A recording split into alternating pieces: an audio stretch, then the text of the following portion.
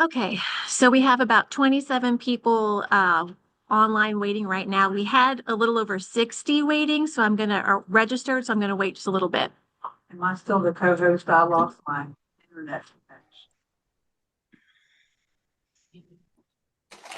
My watch kicks me off every now and then. Okay, yeah. I am because I'm getting.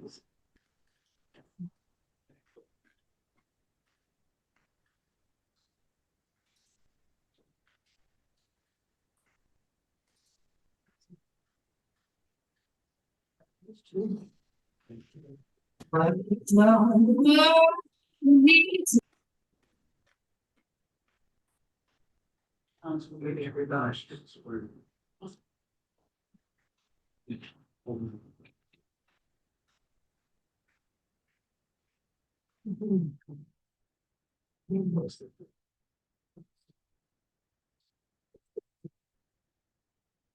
Okay, so it's a few minutes after 12. We have quite a few people already admitted to the presentation, and if we have any more, they can just trickle in, and my moderator, Cindy Moon, will let them in. As I'm talking, if you have any questions, please put them in the chat, and then Cindy will let me know at the appropriate time if there are any questions that should be addressed. If you are talking, please mute, or either way, just please go ahead and mute your audio so that everybody can hear me speaking. Okay, so welcome to the first Houseplant Academy of 2025. This is about microgreens for people and pets. It's a very popular topic, and I'm really excited to bring it to you. Okay, so first we're going to talk about the difference between microgreens, sprouts, and baby greens. A lot of people ask me, what is the difference between a microgreen and a sprout? And, how is it different? How does it grow differently? We're going to break that down. So sprouts are the youngest of the three greens. They are the seeds that have just germinated. The cotyledons is the botanical name for that. And we usually eat the shoots, roots, and seed. Common sprouts are mung beans, alfalfa, sunflower seeds, lentils, peas, mustards. We're not doing sprouts today. We are actually doing microgreens, and those are young, tender greens that are harvested once the first true leaf has emerged. So after that initial cotyledon, seed leaf is there, we are waiting for the true leaves to emerge. We eat the stems and the leaves. We do not eat the roots on microgreens. And common choices are broccoli, dill, basil, arugula, beets, and mustards. Lettuces are not typically used for microgreens because they are too delicate. And something to note about microgreens is that their flavor is more intense than baby greens. And then baby greens, if you're familiar, they are the, pardon me, I just skipped up. The largest of the three greens, and we typically eat the leaves only and use those in salad or muslin mixes. Okay, so what materials do you need to grow microgreens? There are a few different things. The first is a growing container. It needs to be 2 to 3.5 inches deep, and it should be food grade and sterile. So you want to make sure you're using something that you would use to grow your food in. You're putting little seeds in there. You're going to eat them at their very earliest state, and you don't want to use something that you've previously had meat or something that could contaminate your food with. Growing media is often peat moss, coconut fibers, shredded sphagnum, vermiculite, perlite, or a combination of any of those. And then sometimes people also use soil. And then as for your seeds, you want to choose seeds that are specifically marketed to produce sprouts and microgreens to ensure they have been produced using high food safety standards and regulations to avoid microbial contamination. So keep in mind, these have to be specifically microgreen seeds. You don't want to use just any seed because it could be treated with a fertilizer or a chemical that would not dissipate in time if it was harvested as a microgreen. Okay, so some of the most popular microgreen varieties belong to the broccoli family. The brassicaceae. We have broccoli, radish, cauliflower, arugula, cabbage, kale, kohlrabi, mustard, mizuna, cress, broccoli rabe, and that's just a few. There are actually many more. In this picture, we have some broccoli microgreens that are ready to be harvested, and you can see they're beautiful. They're in kind of in a field of other microgreens there that come in a range of colors, and those are going to be clipped at the base there above the soil and added to their food. Some other common ones too, though, are beet, Swiss chard, spinach, amaranth, lettuce, chicory, endive, carrot, celery, fennel, leek, onion, and cucumber. And you might be surprised at some of the variety of those, like carrot and celery and onion. And keep in mind, those microgreens will take on the flavor of the full-grown vegetable and probably be more intense. Okay, you can also do aromatic herbs, which is really nice. Basil, cilantro, dill, chives, cumin. And some people do wild edible species to grow as microgreens like borage, chicory, dandelion, and sea asparagus. And I would say that's for the more seasoned, adventurous grower. I wouldn't really a beginner. That's something you need a little more experience for. Okay, so there are some seeds that are not suitable to grow as microgreens. And these are kind of, to me, they're kind of common sense. The nightshade family, tomato, pepper, eggplant, potato. Those seedlings contain alkaloids, which can be toxic to humans at high levels. And I've honestly never heard of anybody who wanted to eat the leaves of a tomato or pepper. I don't think they're that appealing to eat, but who knows? Okay, so why should you even grow microgreens? First of all, the cost. They're cheaper than buying them at the store. I don't know if you've ever tried to go shopping for microgreens or seen them in the grocery store, but they're expensive. Like a tiny little container can be $5, $6, $7 depending. If they're organic, if they're at a specialty store in a specialty mix, they could cost even more. You are not going to spend that kind of money if you grow them at your house. Now, the initial startup, say the cost of your seeds, your trays, your soil or soilless medium, that would be your initial startup cost, the most expensive part. But to just buy seeds is very, very cost effective. Convenience, you don't have to drive to a store to get them.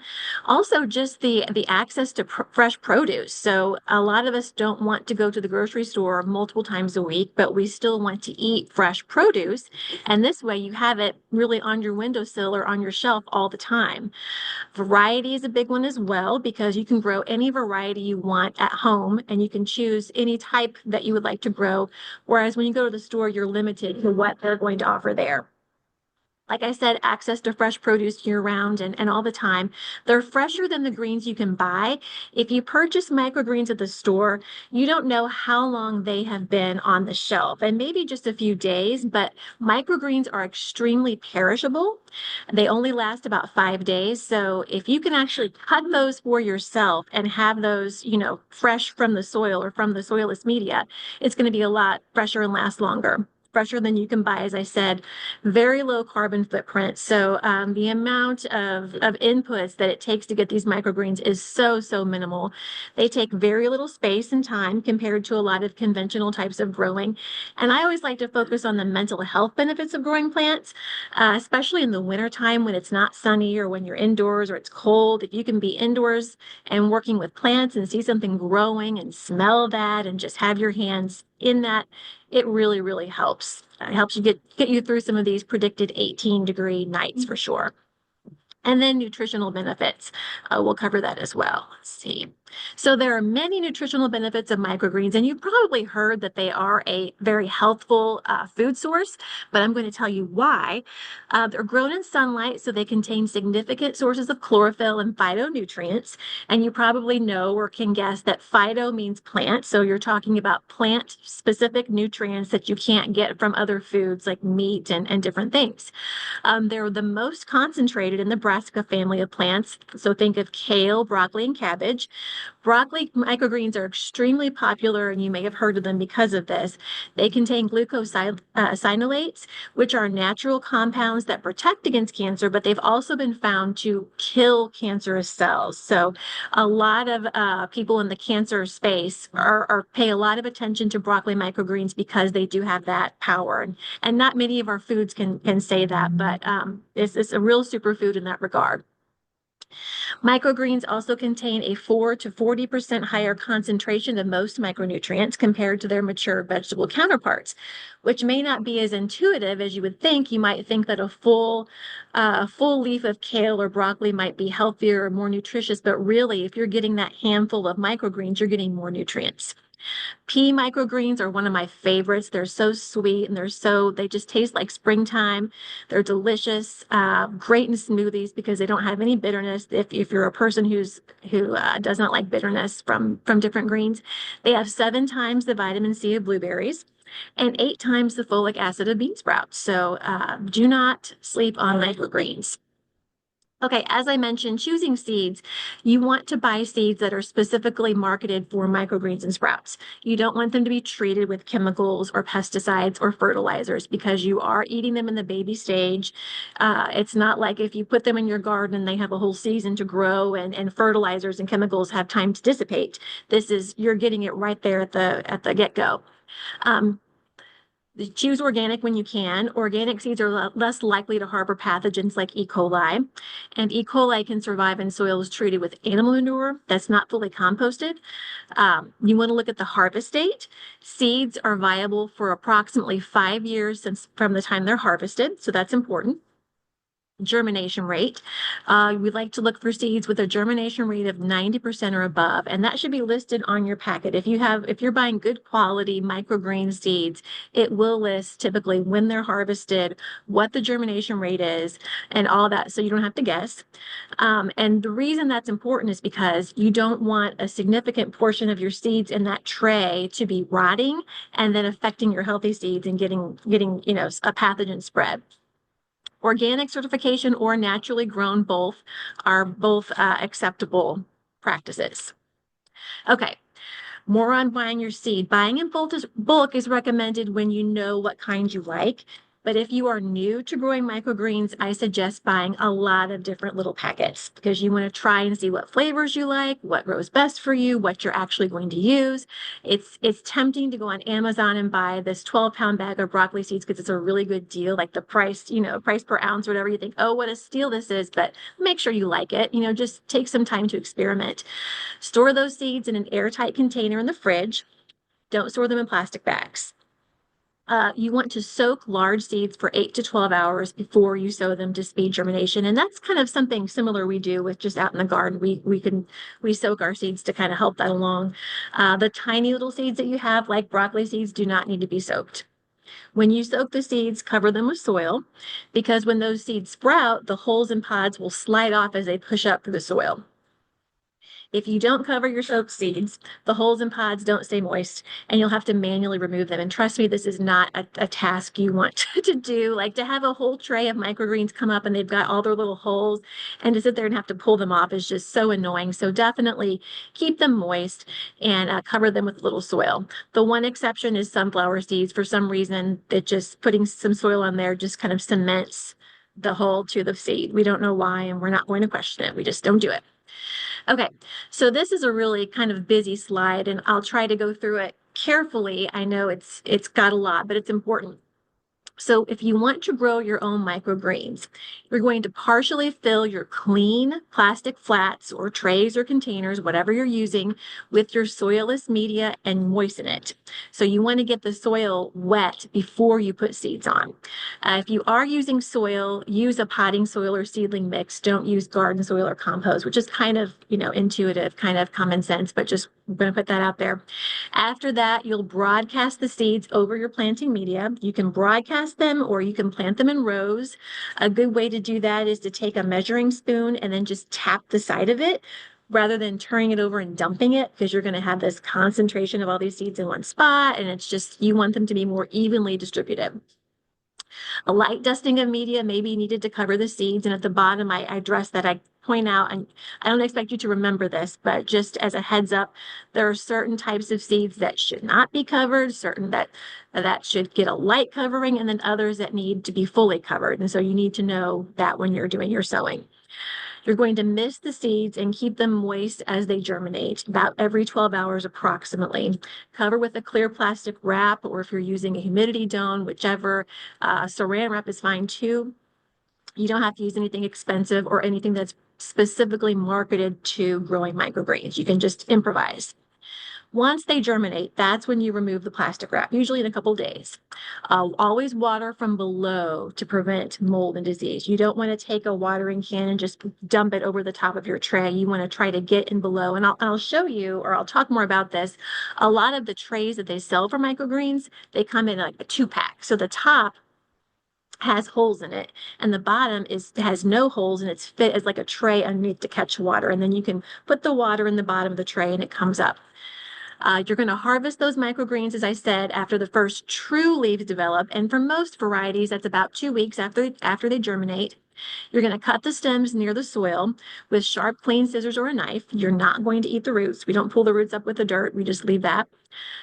Being really clean and careful is important because it is a food product. You don't want to introduce bacteria or disease because you want to treat it just like any other food you're dealing with in your kitchen. Wash them gently and pat dry, but if you're not going to eat them right away, don't wash them. Put them in a plastic bag or container with air holes for up to a week and wait and wash them when you're actually going to eat them. Because since they are so perishable, just like all of our produce, as soon as you wet the produce and wash it, they start to decline more quickly. So just keep that in mind. Okay, try not to sew them too closely together. And I don't want to make this sound like it's super complicated, but everybody who's ever sown seeds knows that there's a little bit of a nuance to it. So you don't want them to be too close together because it'll trap moisture and encourage mold growth. As I said, using a measuring spoon to tap the seeds out is helpful.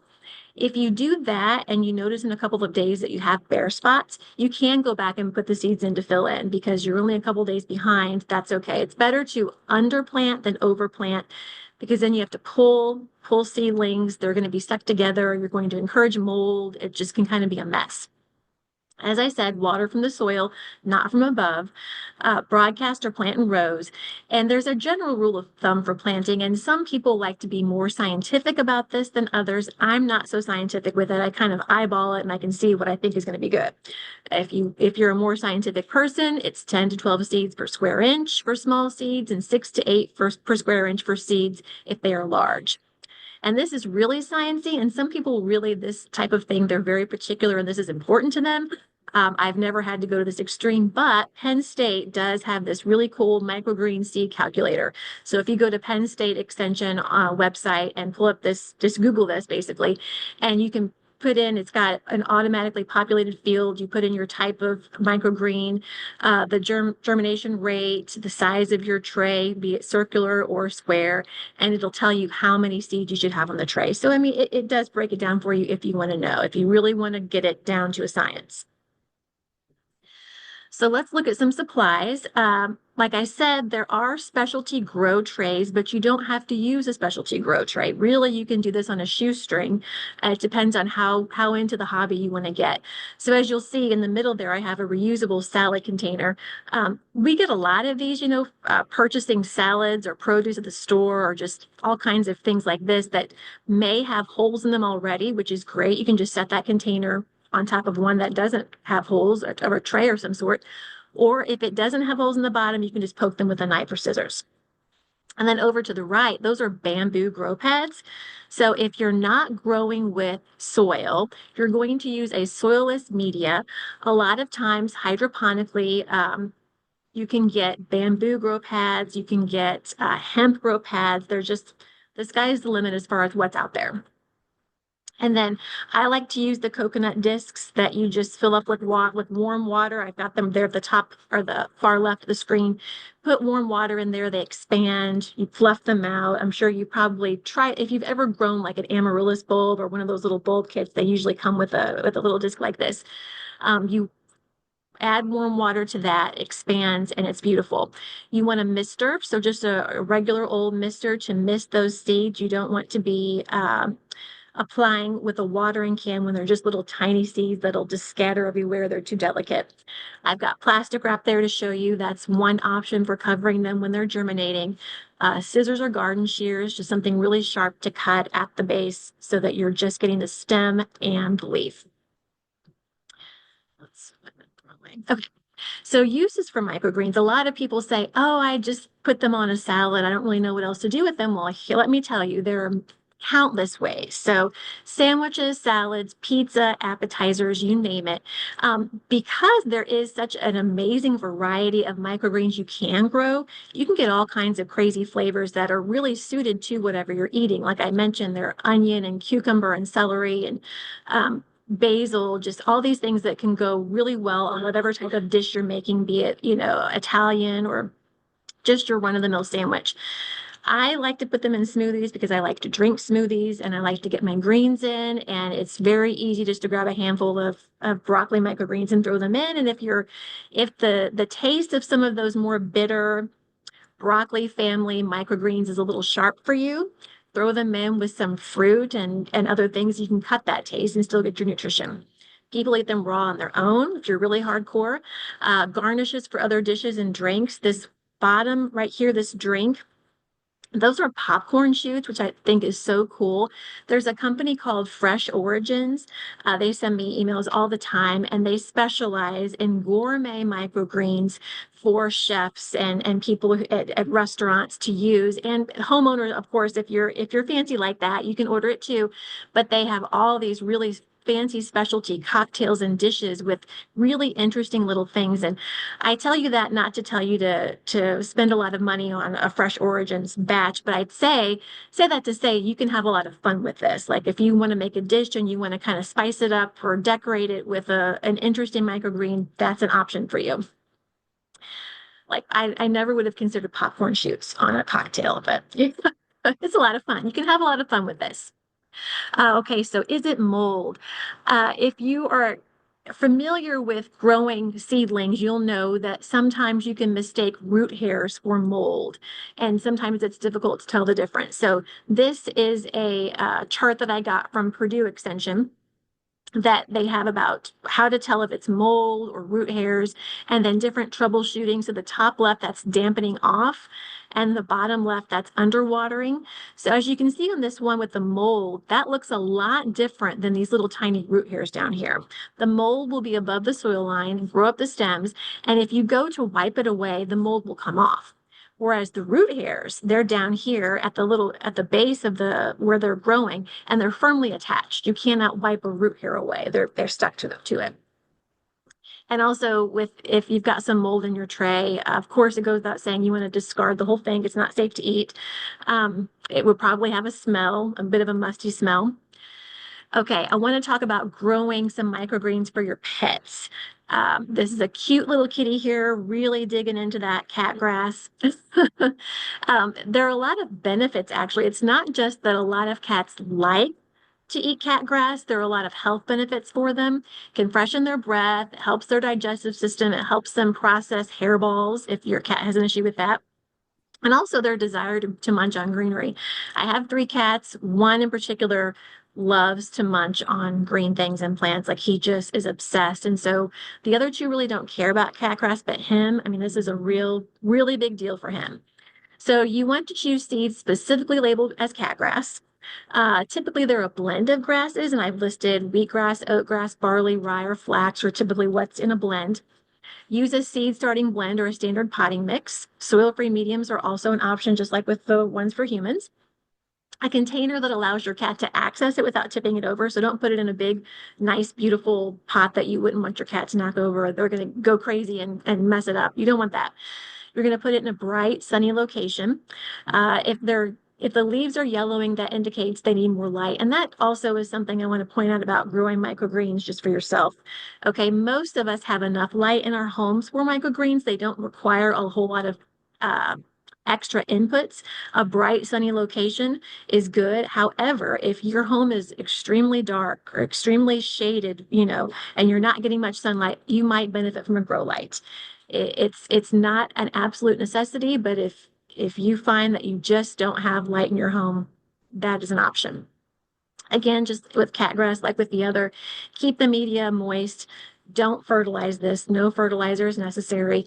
Trim it when it gets to 3 inches and just keep it trimmed. Your cat will probably trim it for you. And then start a new batch every 2 to 3 weeks. I like to throw them out after that time. They start looking ragged and they're just not really fresh anymore. Okay, dogs also like microgreens. I've not They can do wheatgrass in small amounts. The thing I do want to point out before I talk about the benefits for dogs is anytime you introduce a new thing to your pet, you want to introduce it in a small quantity. First, make sure if you have any personal concerns as to why your pet might have an issue, contact your vet. I'm not a vet. I can only speak for the fact that I've given my own cats cat grass.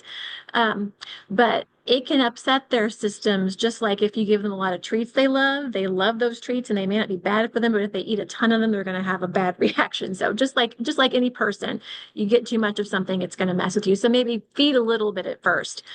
With the broccoli, though, the nice thing about that, it's got fewer sulfur compounds, which means less gas for your dog. I know a lot of dog owners like to think about that. Some dogs, they have issues with arthritis and whatnot, and these different microgreens that you add to their food or just give them on their own can help offset some of those issues. Red cabbage in particular reduces inflammation. I know that's an issue with a lot of dogs with arthritis, so that's one to look at. Sunflower is a great source of calcium, iron, and magnesium. So just keep those in mind. So also, you can use this as home decor. I always, I like to talk about houseplants all the time, and I love decorating with my houseplants and decorating the actual plants. Well, you can take some wheatgrass, cat grass, and decorate your home. People use this. If you go to Pinterest or any website like that and type in, ways to use grass for decoration, you will find thousands of probably different options. Bottom left, someone's using these as little placeholders at a wedding for a really nice, classy wedding. Up here, we have a nice spring display. Over here, if you celebrate Easter, you can make all kinds of cute little Easter displays with that. And I've seen people put them in long troughs with little Easter eggs in there. So if you're not growing it to eat, you could just grow it for fun and make a decoration out of it. Okay, so sources for microgreen seeds and supplies, there are tons, and I don't endorse any one in particular above others. I'm just going to say that these are ones that I have dealt with. Johnny Selected Seeds and True Leaf, also your big box stores. You just want to make sure that whatever you are using is specifically marketed to be used as a microgreen seed. And then I wanted to mention at the end, of course, you can ask me any questions you want. And for the people who are attending in person, I've got some different microgreen supplies and trays here for them to look at. But for those of you online, I wanted to let you know about our plant sale fundraiser we are having. You can order by mail or in person and check that out at our UGA Gwinnett Extension website. And then I wanted to let you know about my upcoming Houseplant Academy classes. I've got one on creating terrariums next month, and I really would like it if you could please register for that if you plan to come so I can make sure I have enough on-hand supplies for us to use. April is succulents and cacti. May is gardening with moss. And then with that, if anybody has any questions, Cindy? Okay, I'll turn it over to Cindy. Okay, yeah, there are a few questions. Okay. The first one I have is regarding the Metro Master Gardener YouTube site. If you could let them know how to find that. Okay. So just go to YouTube and in the search bar, type in Metro Master Gardener and it's there. Our program assistant, Lisa, records most of the programs that we do that are like this, like lunch and learns and evening educational seminars and webinars, and they're on there. So you don't have to be a member of the Master Gardener program to access it, which is really nice. People can live and work through that. And actually, I can probably go ahead and read through since I've already done with my presentation. I can just read through these. Okay, so it says, if we send an email, can we request a copy of the slides? So yes, I will be sending out a copy, a PDF, a Word document of my slides for you. And so as long as I have your email and you did register, you will get it. If you did not register, go ahead and please send me your email and I will send it to you. And then Megan asks, what's a mesclun mix? A mesclun mix is just a mix of like the small, like Mizuna is one that I'm thinking of, Mizuna, and what are some other ones? I can picture it in my head. It's a little salad mix. It's just a salad mix. If you go to the store, you'll probably see a mesclun mix included in one of those container salads, but it's just a variety of different ones. The study about black plastics being toxic. So I'm not completely aware of that. I know that there are a lot of issues with plastics affecting our food, and depending on what's in the plastic, BPA free and phthalate free, those are important things. You do not have to grow in plastic by all means. So I actually have here for the people who came in person, I've got green and blue trays. If they are used, if they're food grade and they are marketed to be used as that, they're supposed to be safe. If you don't feel comfortable using plastic in your foods, by all means do not. You can grow these microgreens in a ceramic saucer, in a glass Pyrex dish, in a wood trough. I mean, anything. It's really your own personal preference. So just do whatever you feel comfortable with. Okay, can you reserve some of your microgreens to grow to plants to create more seed? I don't know about that. I've never tried that. I don't know about that. That's something I'd have to look into. So I do know when you typically buy microgreen seeds, they come in really big, unless you're buying a tiny little pack. They tend to come in a large quantity and they're only good for 5 years, which may seem like a long time, but if you're only using a tiny little bit at a time, you might end up with too many. So I'm really not sure about that. Once you cut the microgreens off, will it shoot up again to give you a second harvest? Very often, yes, it will. Typically, though, your first harvest will be your hardiest and your best. Different varieties are better than others to put up a second shoot. But yes, definitely give it a try and try to get a second harvest. What can you do with the used planting medium? Well, it depends. Oftentimes it can be composted. If it's a bamboo, the hemp and the bamboo mats, the ones I've used personally I've not reused.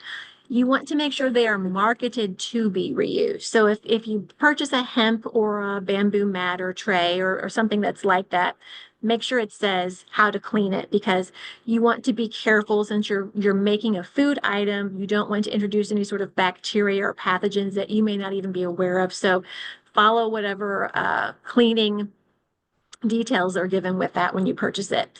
Can you grow them if there's a tinted privacy anti-UV window film?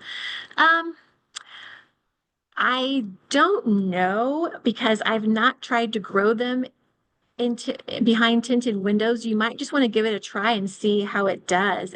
If as long as sunlight's getting through there to feed your houseplants, I would think you should be fine. They don't require this intense amount of light like a citrus would. So, so yeah, I think you should be okay, but just give it a try and see what happens. Oh, good. And then our Laura has included the link to the MetroMaster Gardener YouTube channel. Thank you so much. Very good. What did you say about watering? I just saw something about watering from above. Okay, so you want to make sure that you water from below. Let me clarify this. So when you're germinating your seeds, you're going to water them with a mister because they're little tiny seeds. You don't want to pour water on top and have all the seeds scatter everywhere. But once they germinate, you take that seal off the top, you want to water from the bottom. And the reason is you don't want to encourage mold. You don't want to encourage any sort of mold or fungus or pathogen. And then electronics being recycled into the supply that has, oh, I guess you're talking about the black plastic. Yes. So yeah, if you are not comfortable using black plastic, by all means, I would stay away from it and find something that you're comfortable with. I see one company offers a bird seed mix they tout as microgreens. Okay. Yeah. Is it ever good to blend them together? Or should they be separate? A lot of people will blend their seeds together, but you want to make sure that the seeds you're blending together have the same growth rate. So you don't want to throw in wheatgrass with broccoli and have your wheatgrass taking 3 or 4 weeks and having your broccoli taking 7 or 8 days. It's just going to be a mess and it'll be too hard to harvest. So just make sure that they have similar harvest times. Somewhere you could use paper towels. Yes, some people do use paper towels. I'm not quite sure about how that would work because you probably have to layer them quite a bit to get a thick enough layer for that little root to go down, but it is an option. Let's see. What would be your suggestion for interval planning to always have okay, so every couple of weeks I would start a new batch, and it really depends on how long that batch takes to fully grow out to harvest. So if you've got something that's a microgreen that's taking you 3 to 4 weeks to harvest, then you want to, do those every couple of weeks. If it's taking 7 days, maybe you want to do that every 4 days. So just tailor it to whatever type of microgreen you're growing. Distilled water. So I have used distilled water quite a bit for mine just because in the beginning I thought that was a better, cleaner way. I have since found that any type of drinking water is fine for microgreens. If you feel that your drinking water has too many minerals in it, or if you don't like your own drinking water, then I wouldn't suggest putting it in your microgreens. But if you can drink it and it's healthy and it's clean enough for you, it should be fine for your greens. Same for tap water. It depends. The tap water, if you're comfortable drinking that and it's good for you to drink, then it's good for your greens. Is it better to do smaller batches more frequently? It really depends on how quickly you go through your microgreens. You don't want to, like, I've got these humongous trays here for the people who are actually here to see, and they're quite big. And I don't think that I would start another tray for a while if I had these at home. This is a lot of microgreens to get through. Just depends on how many you eat, and you're going to have to kind of figure that out on your own. I hate to say, but based on how much you eat and how much you use and how quickly they grow for you. Fastest microgreen, um, typically 10 days, and broccoli really, really goes quite quickly. There's a whole list on one of the upper slides of more faster growing greens, and then the slower ones are the grasses, I would say. Yes, I will be sending a copy of the slides to all of the registered participants, and then whoever put their email address uh, into the thing. Alfalfa, in my research for microgreens, alfalfa, strangely enough, was not mentioned. I think that's because it's typically used, as you just said, as a sprout, not a microgreen. Sprouting is a whole different thing, very similar, but it is different process, different concerns, different requirements. So, yeah. Do we have any other questions from people here in our audience? No questions, comments? Okay. So, with that, I will go ahead and conclude our online version of this Houseplant Academy, and we will go to our in-person version and let our guests today look over the items I brought. And thank you all so much for joining me. Please, if you have any suggestions about how to improve the Houseplant Academy presentations, let me know. Any sort of recommendation, I'm happy to get it because I always want to improve. So if there's anything you think could be done better, I'm totally open to hearing that. So again, thank you so much and hope to hear from you soon. Hey, Nicole, Yes. is there any way that we could have the camera on for the in-person stuff too, so that we could take a look, or is that not possible? So in the past, that's what we've done when our program assistant program assistant Lisa is not here today. She usually does that with her phone, and she's able to pan around to the items that I have here to do that. She's not here today, so unfortunately we don't have that option for this one, but we will be redoing this microgreen talk in the future. I'll probably be doing at least one every year. I don't know if it'll at what interval, but in the future, hopefully we will have that option. Yes. Oh, thank you so much, Nicole. You're the bestest ever. Thanks.